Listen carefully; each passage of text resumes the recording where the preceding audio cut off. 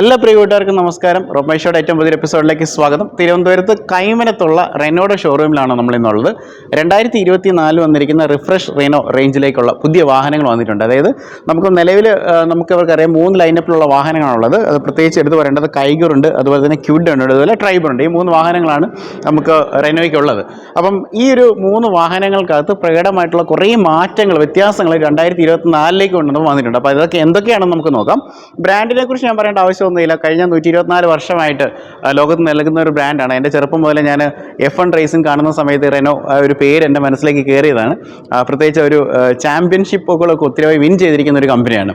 അപ്പം പ്രത്യേകിച്ച് ഇവരെ എടുത്തു പറയേണ്ടത് പറഞ്ഞാൽ ഇവരുടെ ഡിസൈൻസ് ഒക്കെ വളരെ മികച്ച ഡിസൈൻസ് ആണ്. കാരണം പഴയ ഇവരുടെ ആദ്യത്തെ എഫ്ലുവൻസ് എന്ന് പറയുന്ന വണ്ടി വരുമ്പം നമ്മൾ റോഡിൽ കൂടെ പോകുമ്പോൾ ഇങ്ങനെ ഒഴുകി പോകുന്നു നോക്കി നിൽക്കുകയായിരുന്നു. അതിന് ശേഷം വന്ന വാഹനങ്ങളെല്ലാം തന്നെ മനോഹരമായിട്ടുള്ള വാഹനങ്ങളാണ്.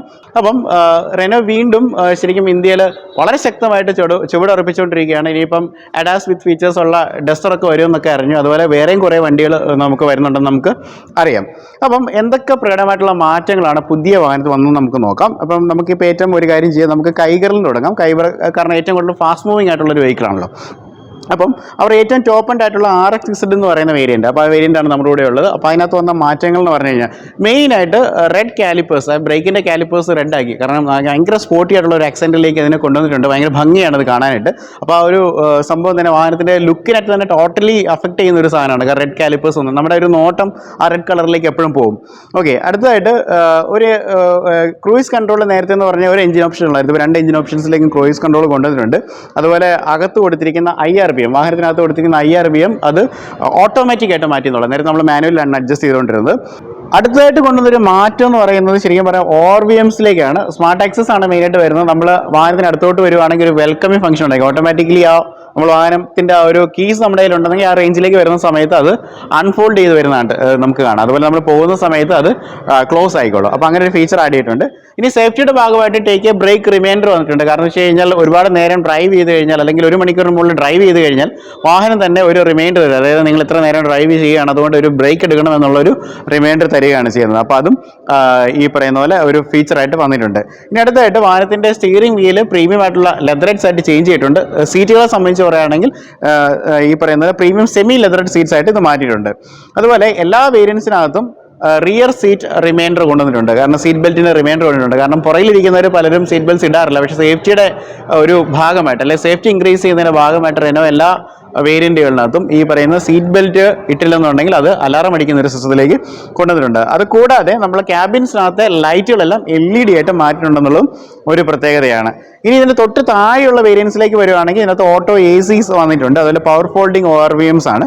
അതുപോലെ പ്രീമിയം ലെതറൈറ്റ് സീറ്റിലേക്ക് വന്നിട്ടുണ്ട്. റിയർ സീറ്റ് ബെൽറ്റ് ഇത് വന്നിട്ടുണ്ട്. അതുപോലെ തന്നെ ക്യാബിൻ ലൈറ്റ്സ് LED ആണ്.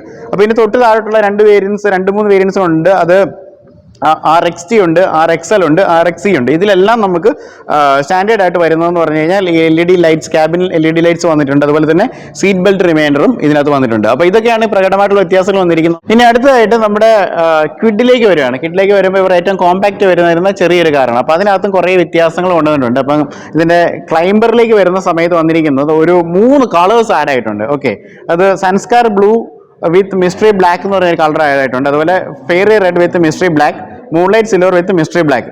അപ്പോൾ ഇങ്ങനെ കളേഴ്സ് ആഡ് ചെയ്തിട്ടുണ്ട്. പിന്നെ ഇത് കൂടാതെ ഇതിനകത്ത് സീറ്റ് ബെൽറ്റ് റിമൈൻഡർ വന്നിട്ടുണ്ട്. ഇതിന് കൂടാതെ RXT എന്ന് പറയുന്നൊരു വേരിയൻ്റ് ഉണ്ട്, RXL ഓപ്ഷണൽ എന്ന് പറയുന്ന വേരിയൻ്റ് ഉണ്ട്.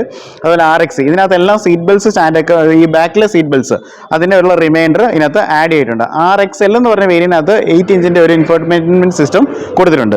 അപ്പോൾ ഇതാണ് ഇതിനകത്ത് വന്നൊരു മാറ്റങ്ങൾ പറയുന്നത്. ഇനി ട്രൈബറിലേക്ക് വരുന്ന സമയത്ത് ടേക്ക് എ ബ്രേക്ക് റിമൈൻഡർ നേരത്തെ നമ്മൾ പറഞ്ഞാൽ ആ ഒരു ഫംഗ്ഷൻ ആഡ് ചെയ്തിട്ടുണ്ട്. പിന്നെ 7 ഇഞ്ചിൻ്റെ TFT ക്ലസ്റ്റർ ആഡ് ചെയ്തിട്ടുണ്ട്. വയർലെസ് ചാർജർ വരുന്നുണ്ട്. ഡ്രൈവർ സീറ്റ് ആംബ്രസ്റ്റ് വരുന്നുണ്ട്. അതുപോലെ പവർ ഫോൾഡബിൾ ORVMs ആണ് വരുന്നത്. പിന്നെ PM 2.5ൻ്റെ ഫിൽറ്റർ, അതായത് നമ്മുടെ ക്യാബിനകത്ത് എയർ ഫിൽറ്റർ വരുന്നുണ്ട്. ഓക്കെ, അത് എയർ ക്വാളിറ്റി കൂട്ടാൻ വേണ്ടിയുള്ള ക്യാബിൻ ഫിൽറ്റർ വരുന്നുണ്ട്. പിന്നെ സ്റ്റെൽത്ത് ബ്ലാക്ക് എന്ന് പറഞ്ഞൊരു അടിപൊളി കളർ വരുന്നുണ്ട്. അതുപോലെ റിയർ സീറ്റ് ബെൽറ്റ് റിമൈൻഡർ വരുന്നുണ്ട്. LED ക്യാബിൻ ലൈറ്റ്സ് ആണ് മെയിനായിട്ട് വരുന്നത്. ഓക്കെ, ഇനിയിപ്പോൾ ഇതിന് തൊട്ട് താഴെയുള്ള ഇപ്പോൾ നമ്മൾ കാണുന്ന RX-ൻ്റെ ഓപ്ഷൻസിൻ്റെ കാര്യമാണ് പറഞ്ഞത്. RXT-ലേക്ക് വരുന്ന സമയത്ത് റിയർ വ്യൂ ക്യാമറയുണ്ട്, റിയർ വൈപ്പറുണ്ട്, PM 2.5 ഫിൽറ്റർ ഉണ്ട്, പിന്നെ സ്റ്റെൽത്ത് ബ്ലാക്ക് എന്ന് പറഞ്ഞൊരു കളറുണ്ട്. ഇത്തരം കാര്യങ്ങളാണ് അതിനകത്ത് വരുന്നത്. അതുപോലെ RXL-ലേക്ക് വരുന്ന സമയത്ത് rear AC with second and third row vents അതിനകത്ത് ആഡ് ചെയ്തിട്ടുണ്ട്. പിന്നെ അതിനകത്ത് സ്റ്റെൽത്ത് ബ്ലാക്ക് എന്നുള്ള കളർ മെയിനായിട്ട് ആഡ് ചെയ്തിട്ടുണ്ട്. ഇത്രയുമാണ് മെയിനായിട്ട് വരുന്നത്. പിന്നെ RX എന്ന് പറയുന്ന ബേസ് വേരിയന്റിലേക്ക് വരുമ്പോൾ ടിൽറ്റ് സ്റ്റിയറിംഗ് വരുന്നുണ്ട്, മാനുവൽ അഡ്ജസ്റ്റബിൾ ORVMs ആണ് ഇവിടെ വരുന്നത്, അതുപോലെ റിയർ സീറ്റ് ബെൽറ്റ് റിമൈൻഡറും അതുപോലെ LED ലാംപ്സും വരുന്നുണ്ട്. അപ്പോൾ ഇത്രയൊക്കെയാണ് അതിൻ്റെ മെയിനായിട്ടുള്ള ഫീച്ചർ വൈസ് ഉള്ള വ്യത്യാസങ്ങൾ പറയുന്നത്. മെയിനായിട്ട് എടുത്തു പറയേണ്ട കാര്യം എന്ന് പറഞ്ഞാൽ ഫീച്ചേഴ്സ് കൂടുന്ന സമയത്ത് തന്നെ വില നല്ല രീതിയിൽ കുറഞ്ഞിട്ടുണ്ട് എന്നുള്ളതാണ്.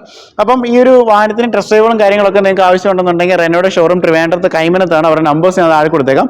ജസ്റ്റ് വന്ന് വാഹനത്തിൽ വന്നിരിക്കുന്ന ഫീച്ചേഴ്സിൻ്റെ മാറ്റങ്ങളൊക്കെ ഒന്ന് നിങ്ങൾക്ക് കണ്ടുപിടിക്കാം.